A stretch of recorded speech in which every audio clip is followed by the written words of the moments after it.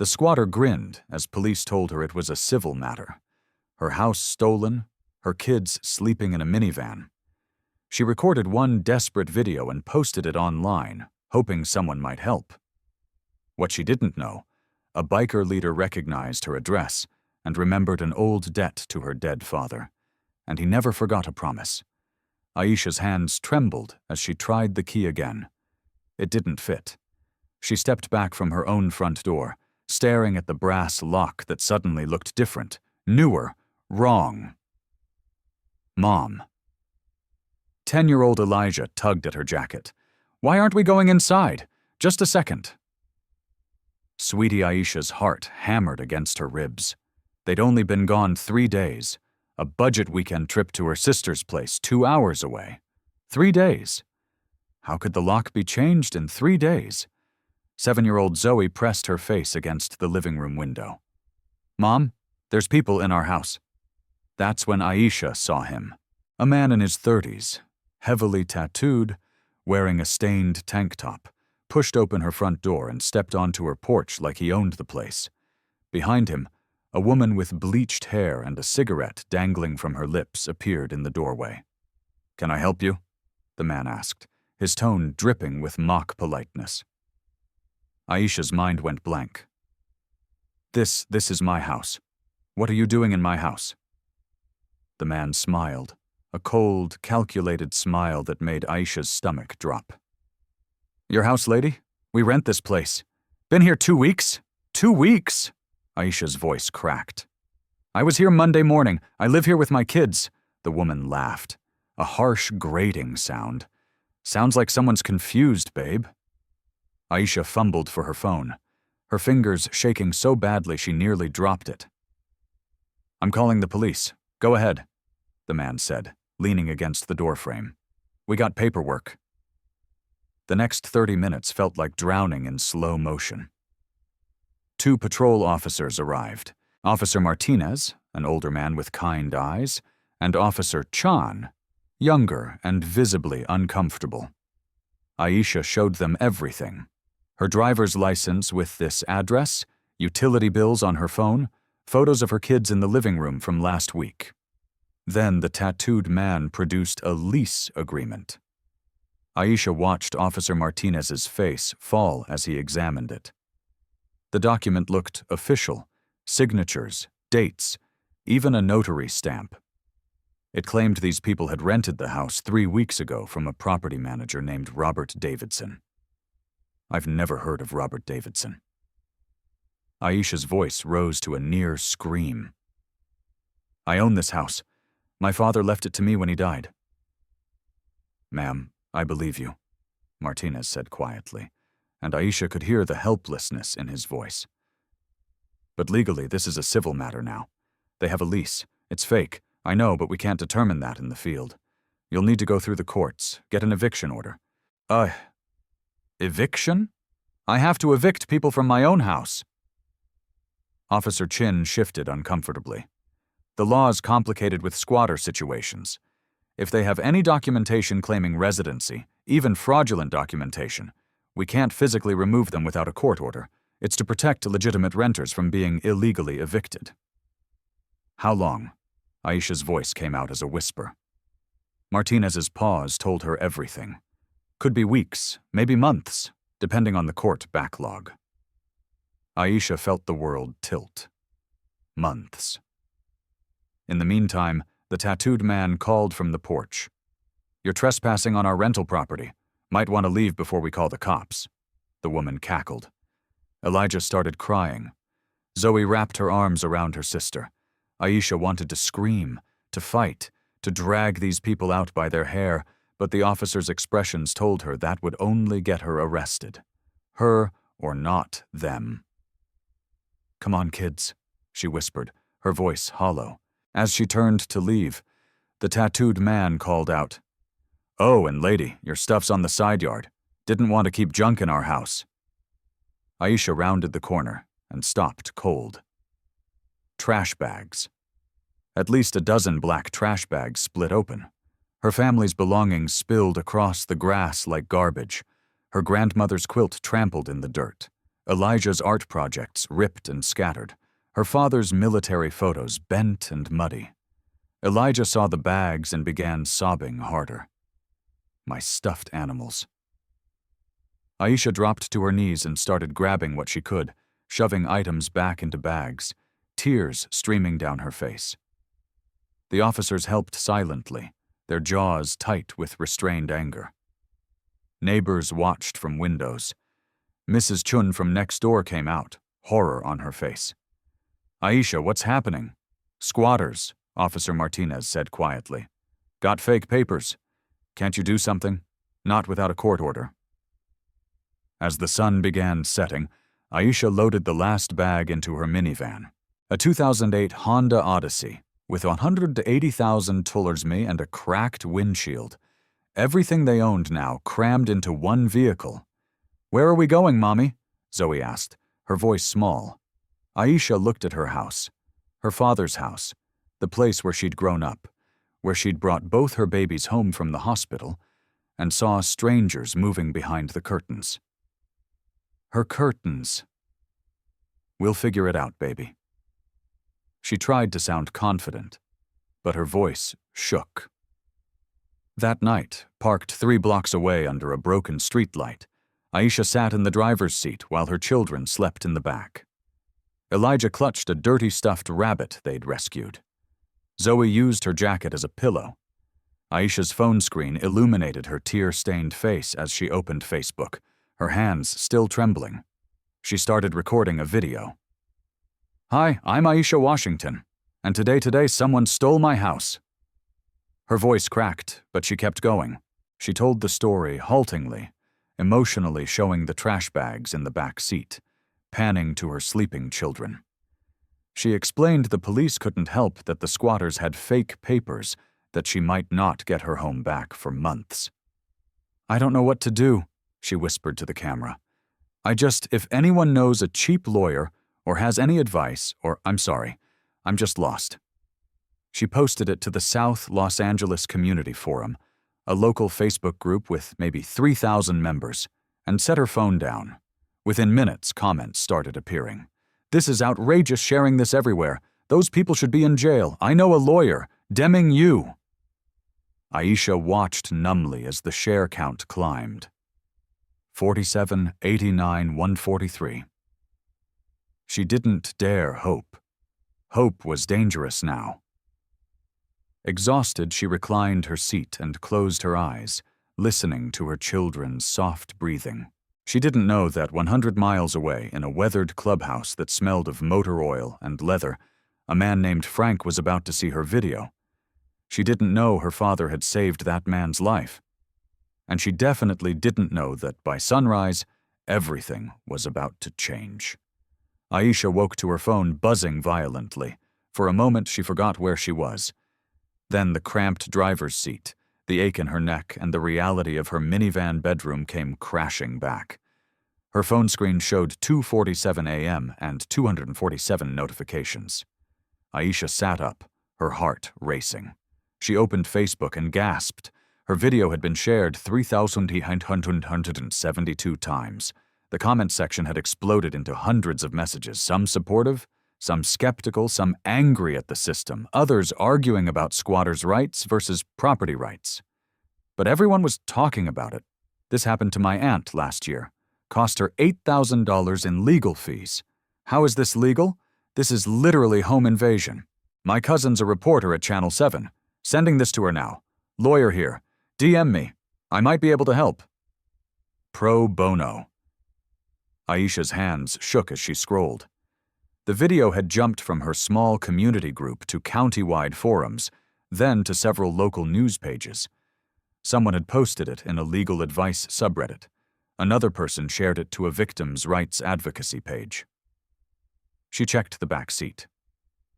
Elijah and Zoe still slept, curled together under her old jacket.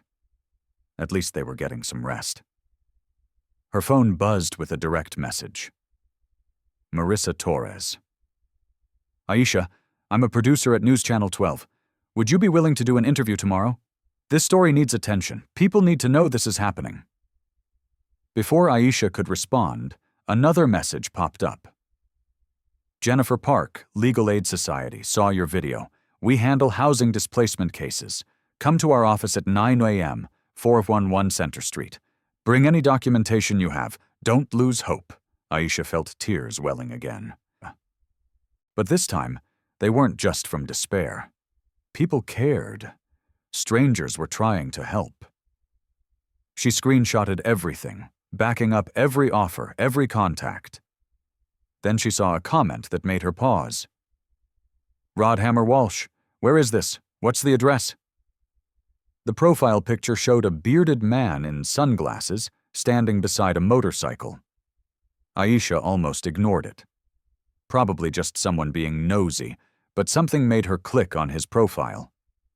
The page was filled with motorcycle photos, rally pictures, and group shots of tougho-looking men and women in leather vests. His cover photo showed at least 50 bikes lined up with a banner.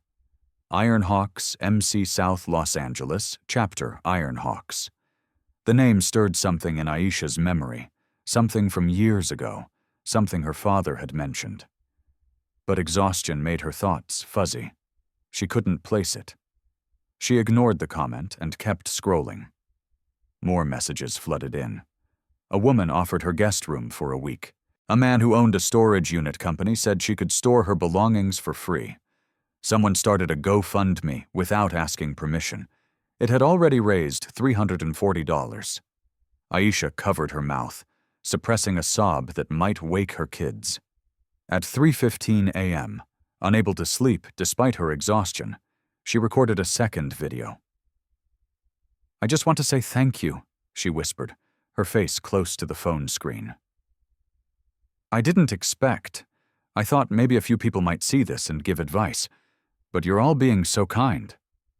She wiped her eyes.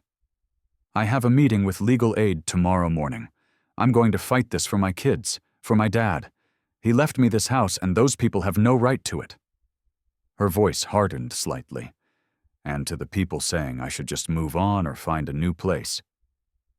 This isn't just about a house. It's about justice. It's about people not being able to just steal what's yours with fake papers and a smile. She paused, looking back at her sleeping children. My dad always told me, good people still exist. They'll show up when you need them most. I'm starting to believe he was right. She posted the video and finally let herself close her eyes. Across town, in a cinder block building with motorcycles parked in neat rows outside. Frank Mallory watched Aisha's second video for the third time. He'd been awake since Rod sent the link to the club's group chat 2 hours ago, now sitting at the long wooden table where the Ironhawks held their meetings. Frank stared at the address Aisha had mentioned in the comments. 1247 Magnolia Avenue. He knew that house. Frank stood and walked to a dusty shelf in the corner, pulling down a photo album the club kept, memories from over the years. He flipped through pages until he found it. December 2011. The photo showed a younger Frank and 11 other bikers covered in snow standing in someone's garage.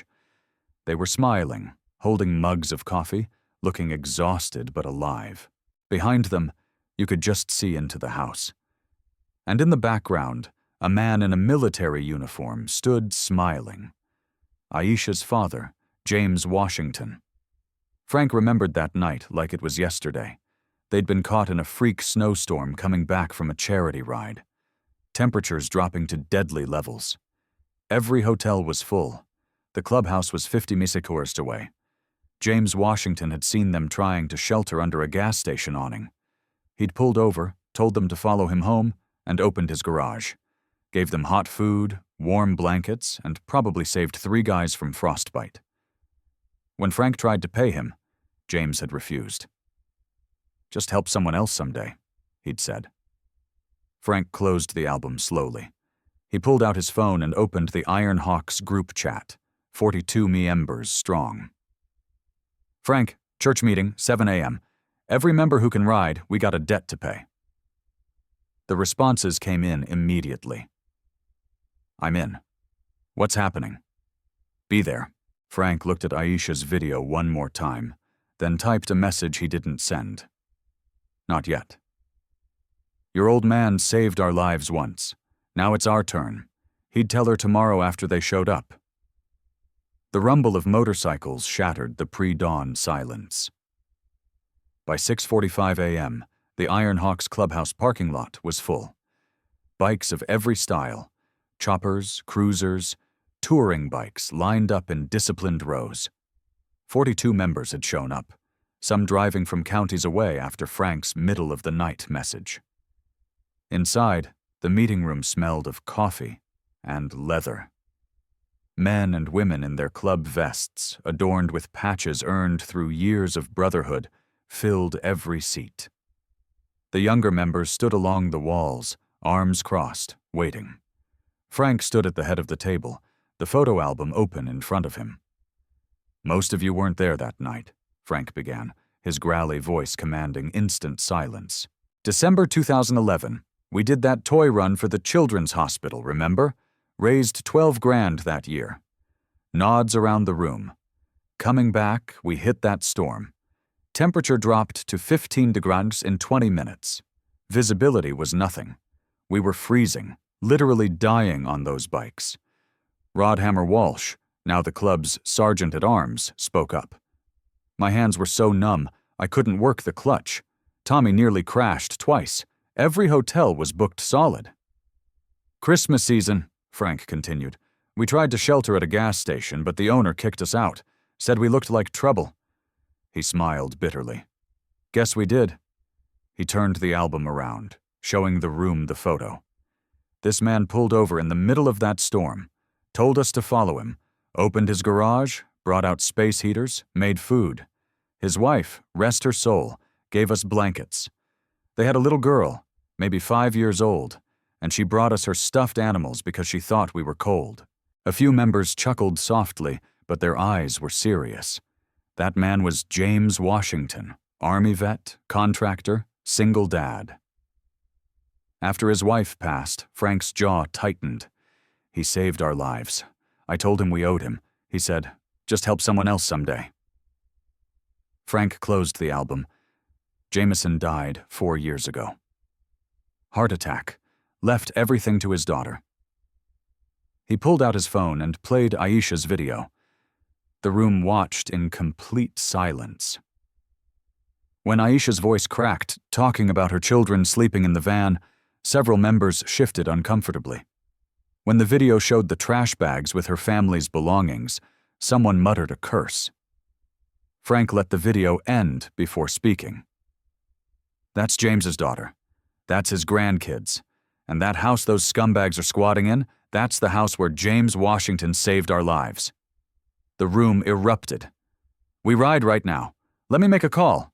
I know people. Those punks won't know what hit them. Frank raised his hand, and silence fell immediately. We do this smart, he said firmly. We're not criminals. We're not vigilantes. We ride in. We document everything. We stay legal. And we make sure those squatters know they picked the wrong house. What's the play? Asked Maria Ghost Reyes, the club's VP and a former paralegal. Ghost, you're on documentation, cameras, photos, everything. Keep it legal. Public property only. Frank pointed to another member. Juice, you handle social media, record everything, post everything. We make this so public they can't hide. He turned to Rod. Hammer, you coordinate with local news? Someone in the comments said, Channel 12 wants to cover it? Let's give them a story. What about the cops? Someone asked. We cooperate fully, Frank said. We're not there to break laws. We're there to support a woman whose father was family. The squatters broke the law, not us. Ghost raised her hand. I looked up the property records this morning. Aisha Washington is the sole owner. Deeds clear, taxes paid, no liens. Those squatters' lease is definitely fraudulent. How long until she can legally evict them? Could be 8 to 12 weeks if they fight it. Courts are backed up. The room groaned. Then we make those 8 weeks hell, Frank said coldly. Legal hell. Public pressure. Hell. We document every law they break, every threat they make. We don't give them a moment of peace." He looked around the room at faces he'd known for decades. Mechanics and teachers, veterans and business owners, all bound by loyalty. James Washington didn't ask questions that night. He just helped. "Now we do the same." Frank's voice dropped. "We ride at noon. Full colors. I want every bike that can roll. We're going to remind those squatters that some families don't stand alone." "What about Aisha?" Maria asked. "Does she know we're coming?" Frank shook his head. "Not yet. Let her handle the legal stuff this morning. We'll be the surprise reinforcement." Rod grinned. "They're going to cord themselves when they see us roll up." "That's the idea," Frank said. "But remember, discipline first. We're not outlaws. We're citizens standing up for justice. Keep it clean, keep it legal, keep it loud." He placed his hand flat on the table. One by one, every member in the room placed their hand on top. A tower of solidarity. "For James Washington," Frank said. "For James Washington." The room echoed. As the meeting broke up and members headed to their bikes, Frank pulled out his phone. He found Aisha's Facebook profile and typed a message, then deleted it. She'd understand soon enough. At 11:47 a.m., engines began to roar. The Iron Hawks were riding to war, the legal kind.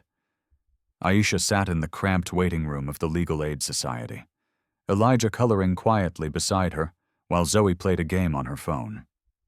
The morning had been a blur. She'd woken her kids at 7 a.m., in the minivan, used a gas station bathroom to wash faces and brush teeth, then driven straight here.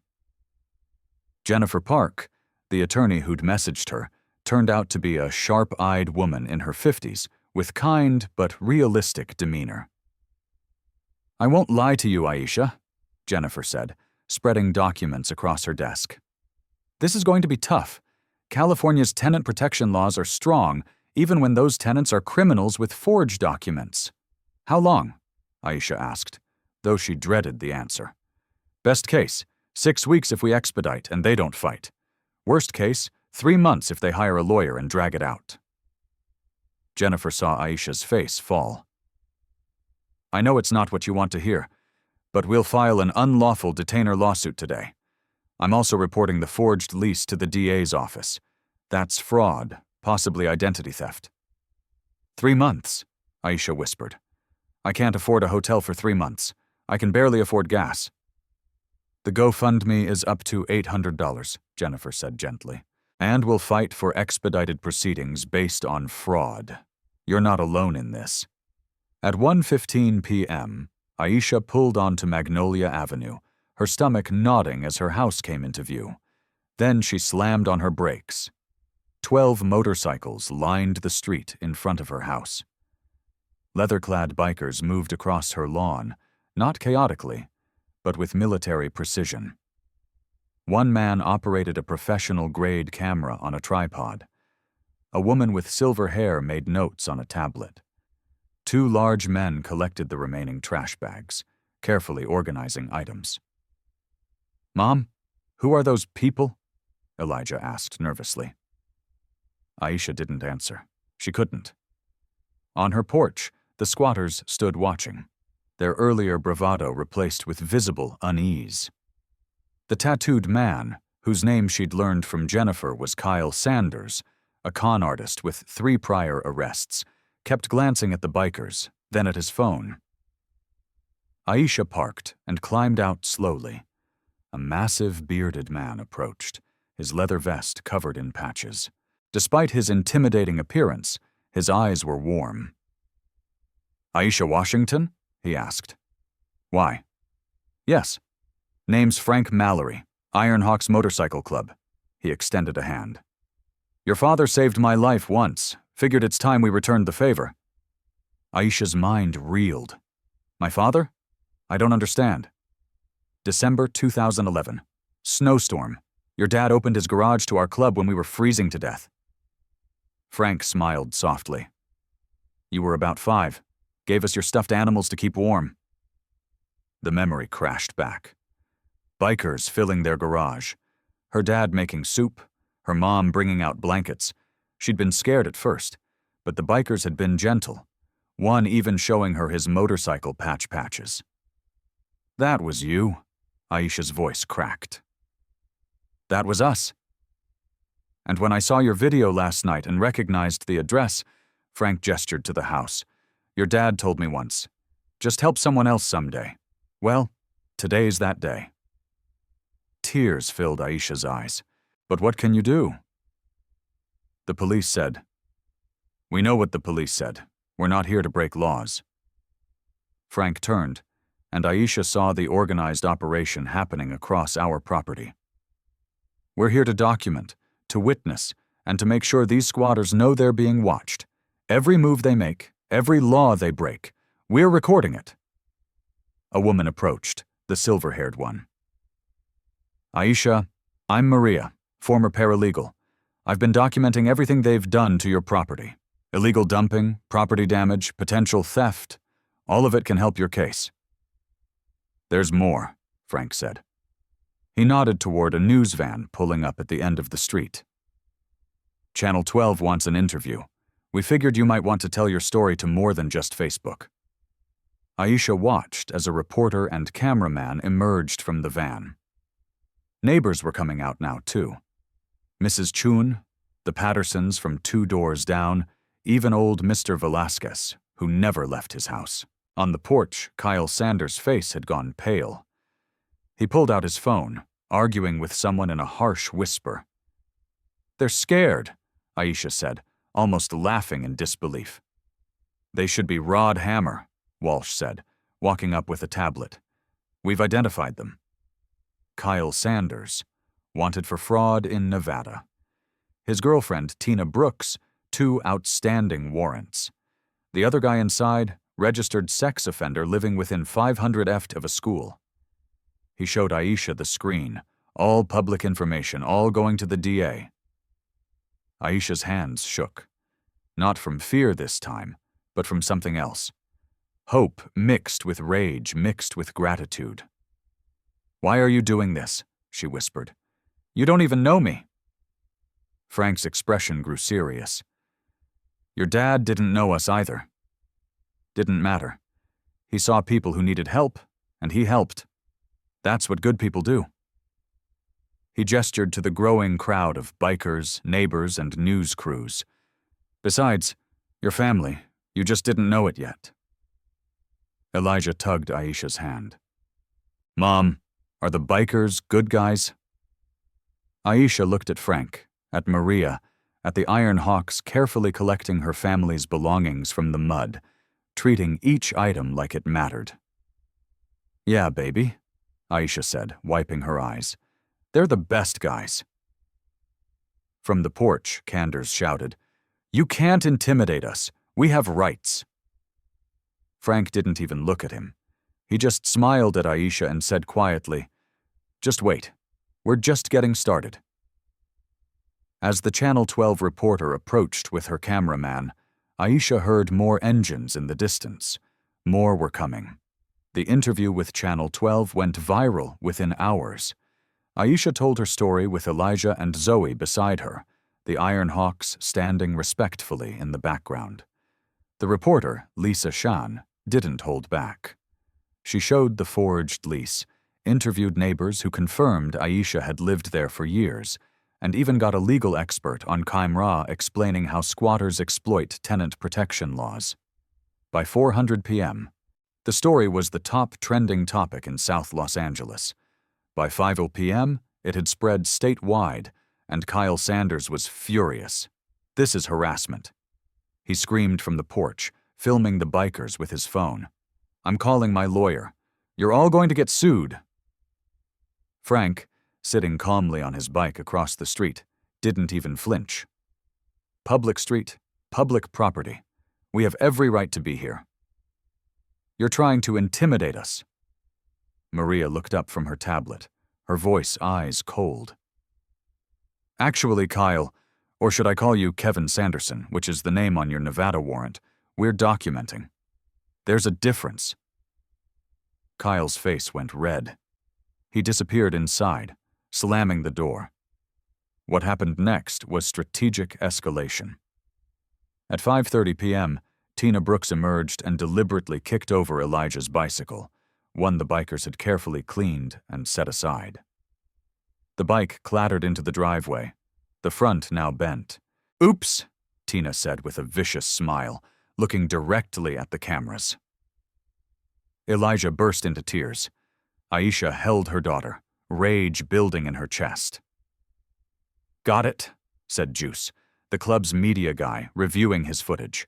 "Property destruction on camera. That's going to the police and the DA." At 6:00 p.m., music began blasting from inside the house, heavy metal at ear-splitting volume. The bass shook windows up and down the street. Mr. Velasquez came out wincing. "I have a heart condition. I can't take this noise." Mariah was already on her phone with the police. "Noise. Ordinance violation. Officers are on their way." At 6:45 p.m., the third member of the squatting group, a wiry man named Derek, came out and started yelling obscenities at 7-year-old Zoe. That's when Rod stepped forward. "Hey." His voice was quiet, but it carried weight like a hammer. "You want to scream at someone? Scream at me. But you yell at that kid one more time and we're going to have a problem." "iPhone." Derek opened his mouth, saw Rod's expression, and backed up into the house. Aisha sat on the curb. Her kids huddled close, watching the circus her life had become. Part of her wanted to run, to just give up and find somewhere else to live. But then she'd look at the Iron Hawks, these strangers who'd shown up because her father had been kind 17 years ago, and something in her heartened. Mrs. Washington. A young biker approached, maybe 25, with nervous eyes. "I'm Tommy. I was on that ride in 11. I was 19. Stupid. Would have frozen to death if not for your dad." He held out a sandwich and juice boxes. "Figured your kids might be hungry." Aisha's throat tightened. "Thank you." As darkness fell, more happened. The police arrived for the noise complaint. Kyle refused to turn down the music, so they issued a citation. He tore it up in front of them. "That's destruction of a legal document," Officer Martinez said tiredly, writing another citation. At 8:12 p.m., Derek tried to sneak out the back to dump more of Aisha's belongings, including her father's military medals, into the trash. He froze when he found 2 bikers calmly standing at the back gate. "Going somewhere?" one asked. Derek retreated. At 9:00 p.m., Jennifer Park arrived with good news and bad news. The good news: the DA is taking the fraud case seriously. With the evidence the bikers collected, they're considering criminal charges. She paused. Bad news: Kyle hired a lawyer, a sleazy one, but legitimate. They're fighting the eviction. He's claiming this is all a setup that you're harassing legal tenants. Aisha felt her hope crumble. "So, we're back to months of waiting." "Not necessarily." Jennifer glanced at Frank, who had walked over. "The judge scheduled an emergency hearing for Friday morning, day after tomorrow. With all this media attention and the criminal investigation, they're fast-tracking it." "But Aisha, you need to be prepared. These people are going to fight dirty." As if on cue, Kyle appeared at an upstairs window, Aisha's bedroom window, and hurled something out. It was her father's ashes, the urns shattered on the driveway, ceramic shards and ash scattering across the concrete. Aisha screamed. She bolted forward, but Frank caught her, holding her back as she fought and sobbed. Elijah and Zoe stood frozen in horror. "Let me go!" Aisha shrieked. "Let me go! I'll kill him!" "That's what he wants," Frank said firmly, restraining her. "He wants you to attack him. Get arrested. Look unstable. Don't give him that." Kyle laughed from the window. "Oops. Clumsy me." Maria was already on the phone. "That's desecration of human remains. That's a felony." But Aisha had collapsed, kneeling on the driveway, trying to gather her father's ashes with shaking hands. Elijah and Zoe knelt beside her, all 3 crying. The Iron Hawks formed a protective circle around them, shielding them from view as news cameras rolled. Frank pulled out his phone and sent a mass text to every Iron Hawks chapter in California. Emergency call. 1247, Magnolia Avenue, South Los Angeles. Tomorrow morning, 6 a.m. Bring everyone. Within minutes, responses flooded in. Los Angeles chapter rolling out. 47 bikes. San Diego here. 38 confirmed. Orange County, 52 riders. Sacramento, 41 bikes. We're coming. Frank knelt beside Aisha, his voice gentle but firm. Get some rest tonight. Tomorrow we end this. How? Aisha whispered, ash still on her hands. Frank looked up at Kyle's silhouette in the window. Tomorrow he's going to learn what happens when you mess with family. In the distance, more engines rumbled. The storm was gathering. The rumble started at 5:47 a.m. Mrs. Chun woke first, confused by what sounded like distant thunder, but the sky was clear. Then her windows began to vibrate. By 5:55 a.m., the entire neighborhood was awake. They came from every direction, a river of chrome and leather flowing toward Magnolia Avenue. The Iron Hawks' main chapter led the procession, but behind them came bikers from across the state. Los Angeles, San Diego, Sacramento, Fresno, Orange County, even a contingent from San Francisco who'd ridden through the night. Choppers, cruisers, touring bikes, trikes for the older riders, each one carrying men and women in leather vests, American flags mounted on their bikes rippling in the dawn breeze. Aisha stood on the sidewalk, Elijah and Zoe on either side of her, watching in absolute disbelief as the street filled with motorcycles. 20 bikes, 50, 100. They kept coming. The engines created a symphony of raw power, perfectly synchronized as riders parked in formation with military precision. Row after row, bike after bike, until Magnolia Avenue and every connecting street was lined with chrome. Frank pulled up beside Aisha and cut his engine. The grin on his face was fierce. How many? Aisha whispered. 312. Last count. Still more coming. 312. Aisha's legs nearly gave out. Inside the house, Kyle Sanders peered through the curtains, his face drained of all color. Tina stood behind him, her earlier bravado completely gone. What the fuck? Derrick's voice cracked. What the actual fuck? The bikers began dismounting. Not chaotically. This was organized. Veterans moved to the front carrying American flags. Women formed a secondary line. Camera crews from every major news outlet in Southern California set up equipment. Their reporters already going live. This is Lisa Chun reporting from South Los Angeles, where an extraordinary scene is unfolding. Hundreds of bikers from across California have arrived to support Aisha Washington, the single mother whose home was taken over by squatters 3 days ago. Frank raised his hand, and the crowd fell silent. 300 people, absolutely quiet. He climbed onto the bed of a pickup truck someone had positioned in front of Aisha's house. My name is Frank Malalary, president of the Iron Hawks Motorcycle Club. His voice carried across the street. We're here because 17 years ago, the man who owned this house saved our lives. James Washington was Army, a patriot, and a good man who helped people without asking questions. The crowd murmured. Agreement. His daughter Aisha inherited this house legally. She owns it. She pays taxes on it.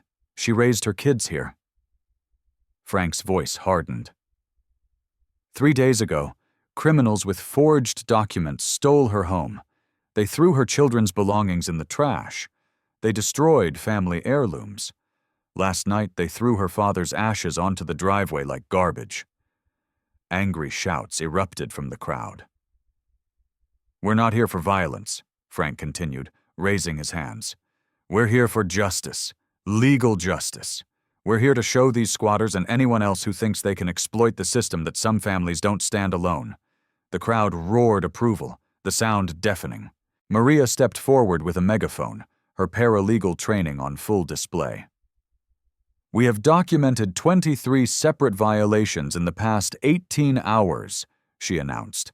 Property destruction, noise ordinances, threatening a minor, desecration of human remains, illegal dumping, all of it photographed, recorded, and submitted to the district attorney." Another roar from the crowd. "Channel 7 News here," a reporter pushed through. "Miss Washington, can you tell us what this means to you?" Aisha, overwhelmed, could barely speak. "These people. My dad would have been so proud." Elijah tugged her mother's sleeve. "Mom, look. Every single biker had removed their sunglasses. 300 faces looking directly at the house, expressions hard as stone." It was the most intimidating thing Aisha had ever seen, and they were on her side. Inside the house, panic had set in. "We need to leave," Tina said frantically, stuffing clothes into a bag. "Kyle, we need to leave now." "Shut up, let me think." "Bye." Kyle's hands shook as he called his lawyer. The call went to voicemail. He tried again. Voicemail. Derrick peered out the back window. "There's bikers in the alley, too. They've got us surrounded. They can't do that. That's illegal." "They're on public property," Derrick said, his voice hollow. "They're not doing anything illegal. They're just standing there." At 6:30 a.m., Officer Martinez arrived with 6 additional squad cars. Aisha's heart sank. Were they going to make the bikers leave? But Martinez walked straight to Frank. "Got a call about a disturbance," Martinez said. "No disturbance, officer. Just concerned citizens exercising their First Amendment rights on public property." Martinez looked at the sea of bikers, then at the house, then back at Frank. A smile tugged at his lips. "Carry on, then. Just keep it peaceful. Wouldn't have it any other way." As Martinez walked back to his car, he paused beside Aisha. "The DA called me this morning. Emergency eviction hearing is at 10:15 a.m. Judge Richardson, he doesn't tolerate fraud. You might want to be there." Aisha's heart leaped. 10 a.m. "That's 3 and 2 hours, Martinez finished. "Your lawyer knows. And Ms. Washington, those squatters destroyed my faith in humanity a bit. This," he gestured to the bikers, "this restores it." As he drove away, Frank's phone buzzed. He read the message and smiled. A predator's smile. "They just tried to call 911, he announced to the crowd. Claimed they were being held hostage. Laughter rippled through the bikers. Dispatch told them they'd send officers to escort them out if they felt unsafe. More laughter. Frank looked up at the house where Kyle's pale face was visible in the window. "Your move," Frank said quietly. The sun rose higher, bathing 300 bikers in golden light. The siege had begun. At 8:15 a.m., the first crack appeared. Derrick tried to slip out the back door, carrying 2 duffel bags stuffed with what Aisha recognized as her electronics, her laptop, her kids' tablets, even her father's old radio. He made it exactly 4 steps before finding himself face to face with a wall of leather vests. "Going somewhere?" asked a female biker, arms crossed. Derrick froze. Behind her stood at least 30 more riders, all watching him with expressions that could cut glass. I'm just leaving. That's legal, right? I can leave." "Sure can," Frank said, walking around from the side yard. "But those bags, those don't belong to you. This is my stuff." Maria appeared with her tablet. "That's a MacBook Pro serial number visible in our photographs from 3 days ago when they dumped Aisha's belongings. That tablet has a school district ID sticker. That radio is a military issue item from 1987 in." She smiled coldly. "Want to try again?" Derrick's face went white. He dropped the bags and bolted back into the house. The crowd erupted in laughter and applause. By 8:45 a.m., the pressure was becoming unbearable. News helicopters circled overhead. Every major network was covering the story live. The street had become a media circus. Reporters interviewing bikers, neighbors, legal experts. Someone had started selling coffee from a food truck, donating proceeds to Aisha's GoFundMe, which had now reached $47,000. Inside the house, Kay was unraveling. "This is insane," he screamed at Tina. "They can't do this, but they are doing it." Tina shrieked back. "There's 300 of them. The cops aren't helping us. Our lawyer won't even answer." Kyle tried social media, posting a video claiming he was being terrorized by a biker gang. Within minutes, the comments destroyed him. "You stole her house, dude. You get what you deserve." "Terrorists. They're standing on a public street. You threw a dead man's ashes on the ground. Those bikers include teachers, veterans, and nurses. Try again." Kyle deleted the video, but screenshots had already spread everywhere. At 9:30 a.m., Jennifer Park arrived for Aisha. "Hearings in 30 minutes. You need to be there." She looked at the assembled bikers, and maybe bring some friends. Frank nodded. Hammer. Ghost. "Tommy, you're with Aisha. Rest of you, hold the line." As Aisha's minivan pulled away, escorted by a dozen motorcycles, the remaining bikers tightened formation around the house. The hearing itself was swift and brutal. Judge Richardson, a non-nonsense woman in her 60s, reviewed the evidence with sharp eyes. Kyle's lawyer, a sweaty man named Brenner, tried arguing tenant rights, but the judge cut him off. "Mr. Brenner, your clients presented a lease agreement allegedly signed 3 weeks ago. Miss Washington has utility bills, mortgage payments, and tax records going back for years. She has photographs showing her children living in this home as recently as 6 days ago." Judge Richardson's voice could have frozen lava. "Are you seriously arguing your clients have legitimate tenancy?" "Your Honor, procedurally, I'm asking about legitimacy, Counselor." Briner's pause said everything. "Furthermore," the judge continued, pulling out a document, "the DA's office filed criminal fraud charges this morning against Kyle Sanders, Tina Brooks, and Derek Marsh. The notary stamp on their lease stolen. The property manager they claimed to have rented from doesn't exist. The signatures forged." She slammed her gavel. "I'm issuing an immediate order of possession to Aisha Washington. The defendants have until 2 p.m. today to vacate the premises. Sheriff's Department will enforce if necessary. This court also awards Ms. Washington $15,000 in damages, plus legal fees, plus any additional damages to be determined at a later hearing." Another slam.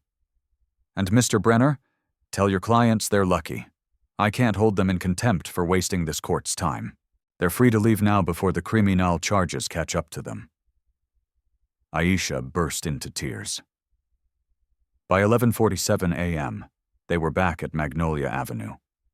Frank was waiting on the porch, Aisha's porch, holding the official eviction order. When she got out of the van, he simply nodded. "It's done," he asked. "It's done," Aisha whispered.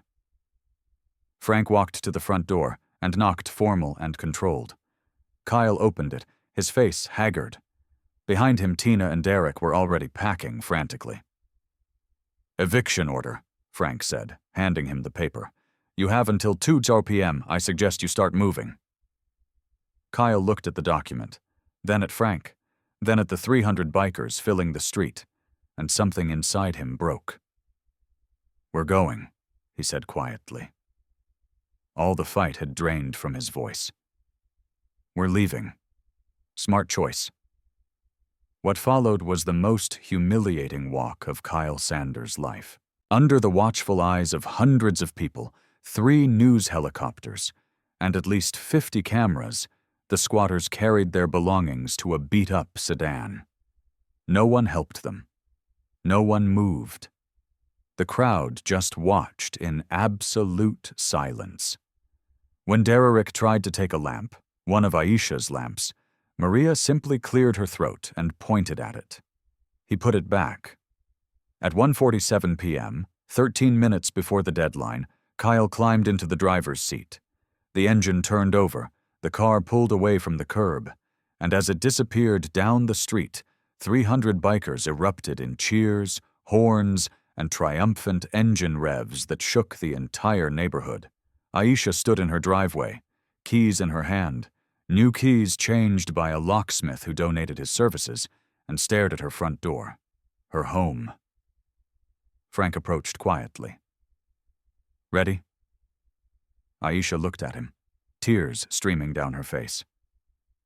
"Let's go home." Aisha's hand trembled as she slid the new key into the lock. It fit perfectly. The door swung open, and she stepped into her house for the first time in 3 days. Elijah and Zoe rushed past her, squealing with joy as they ran through the rooms, reclaiming their space. But Aisha stood frozen in the doorway, taking it in. The house was a disaster. Trash everywhere, walls scuffed and damaged, her furniture moved, broken, or missing entirely. The kitchen was filthy. Her bedroom. She couldn't even look at her bedroom where Kyle had slept in her bed. She felt her throat tighten. Then Frank's voice came from behind her. "We're not done yet." She turned to find not just Frank, but dozens of Ironhawks streaming through the door carrying cleaning supplies, toolboxes, paint cans, and garbage bags.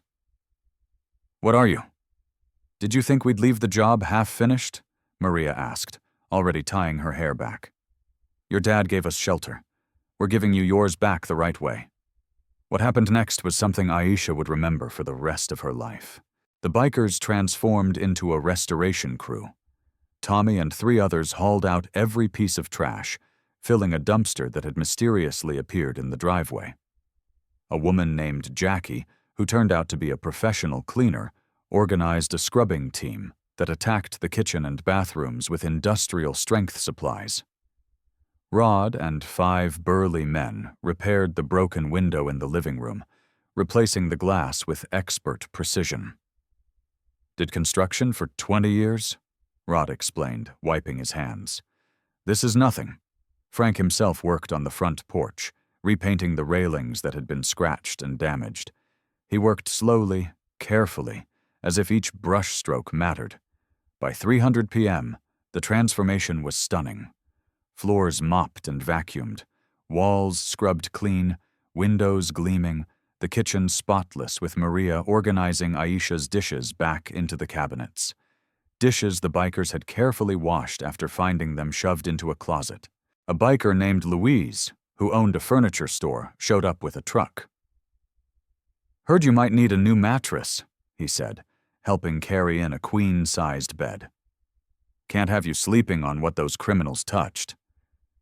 Aisha tried to protest the cost, but Louise waved her off. "Already paid for.